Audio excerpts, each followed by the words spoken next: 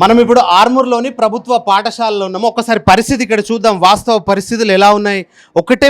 ఒకటే class room, ఇది HM room. ఇక్కడ పిల్లలు చదువుకుంటున్నారు, అక్కడ అంగన్వాడీ పిల్లలందరూ కూడా పడుకొని వాళ్ళందరూ చదువుకున్న పరిస్థితి ఇంత దారుణంగా ఉంది. తెలంగాణ వచ్చి 10 సంవత్సరాలు ఇక్కడ విద్యార్థులంతా కూడా చదువుకుంటున్న పరిస్థితి. తెలంగాణ వచ్చి 10 సంవత్సరాలు గడుస్తున్నప్పటికీ కనీసం విద్యార్థులు చదువుకోవడానికి అవసరమైన మౌలిక వసతులు అయితే లేని పరిస్థితి అయితే ఉంది.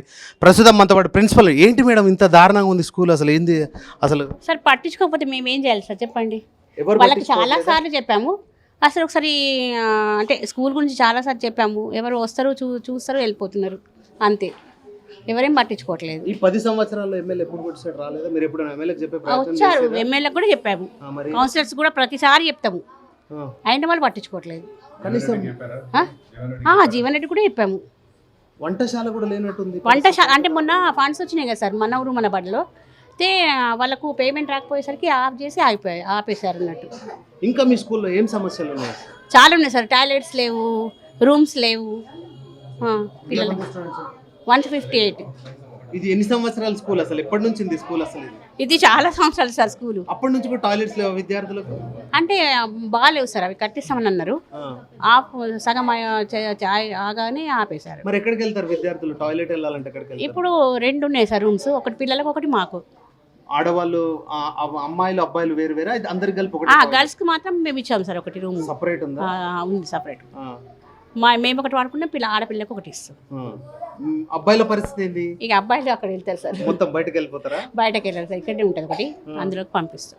బయటకు వెళ్ళలేము సార్ పిల్లలు, ఎందుకంటే వెహికల్స్ చాలా వస్తాయి కదా సార్, పిల్లలకి ఏమైనా అవుతాయి అని చెప్పేసి. మరి ఇప్పుడు మీ అధికారులకు చెప్పే ప్రయత్నం చేశారు? చేసినాం సార్, చాలా సార్లు చేసినాము సార్ కూడా పట్టించుకున్నారు, చాలా సార్ కూడా బాగా సార్ ఇది చేశారు, కానీ వాళ్ళ నుంచి రాకపోతే సార్ ఏం చేస్తారు అట్లా. ఓకే, ఇది ఆర్మూర్లో ఉన్న ఈ ప్రభుత్వ పాఠశాల పరిస్థితి సార్. మన అయితే ఈ పాఠశాలను డెవలప్ చేయడం కోసం గ్లోబల్ ఎన్ఆర్ఐస్ అందరూ వచ్చిన పరిస్థితి సార్. చెప్పండి, ఎట్లా ఉంది? మీరు వాస్తవంగా స్కూల్లో విజిట్ చేశారు, ఈ స్కూల్ పరిస్థితి ఎట్లా ఉంది? చాలా పాత స్కూల్ లాగా ఉన్నది. ఒకటే క్లాస్లో ఒక 3 క్లాసులు నడిపిస్తున్నారు, 3 క్లాసులు నడిపిస్తున్నారు. ప్లస్ ప్రిన్సిపల్ మేడం కూడా ఇందులో, హెడ్ మాస్టర్ మేడం కూడా ఇందులోనే ఉంటున్నారు. సో ఆఫీస్ రూమ్ కూడా ఇందులోనే ఉన్నది. చూస్తే మామూలుగా ఎప్పుడోసారి కూలిపోయేటట్టున్నది. ప్లస్ కలర్ కూడా వేయలేదు. బాత్రూములు చూస్తే ఇట్లున్నది. ప్లస్ కిచెన్ కూడా చాలా ఘోరంగా ఉన్నది. ఏం పట్టించుకోవట్లేదు అన్నట్టే తెలిసిపోతుంది. 20 సంవత్సరాల కిందటి పాఠశాల సార్ ఇది. ఇట్లా ఉంది దీని పరిస్థితి. చాలా ఓల్డ్ పాఠశాల, 68లో ఎస్టాబ్లిష్ చేశారు. 1968లో కట్టిన బిల్డింగ్ అట ఇది. అప్పటి నుంచి ఇప్పటి వరకు అట్లే ఉన్నది. దీన్ని ఏం రెనోవేషన్ చేయలేదు, ఎట్లా ఉన్నదో అట్లనే ఉన్నది.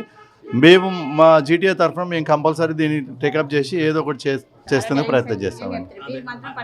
మీరు చెప్పండి, ఎట్లా ఉంది స్కూల్? అంతా విజిట్ చేశారు కదా, ఇంత 20 సంవత్సరాల కిందటి పాఠశాల ఈ పరిస్థితిలో ఉంటే అసలు డెవలప్మెంట్ జరిగింది ఆర్మూర్లో? I'm at loss for words, Andy. I think globally we look at Telangana as a beautiful state. We're focusing on the 5 square kilometers of development. The development, I know everybody shows that particular land, high-tech city and everything, but when you come to a village like this, I'm at loss of words, because education is a bedrock for this country.